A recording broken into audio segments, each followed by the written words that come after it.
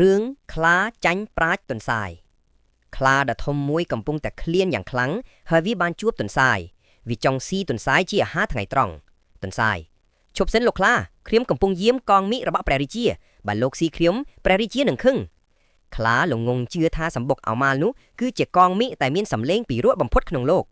ខ្លាទន្សាយសម្លាញ់អោបងវាយកងនោះតែម្ដងបានទេបងចង់ដឹងថាសម្លេងវាពីរោះយ៉ាងណាទន្សាយយល់ព្រមតែសូមឲ្យខ្លួនរត់ចាក់ឲ្យឆ្ងាយសិនចាំខ្លាវាយនេះគឺជាល្បិចដើម្បីរត់គេចខ្លួនទន្សាយរត់យ៉ាងលឿនដោយខ្យល់បក់ទៅពួននៅក្រោយផ្ទាំងថ្មធំមួយ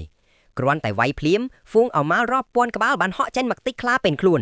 នេះហើយជាតន្ត្រីរបស់ទន្សាយខ្លាអូយឈឺណាស់ចាំមើលចុកទន្សាយបងនឹងសងសឹកឯងទន្សាយបានរួចខ្លួនដោយសារប្រាជ្ញា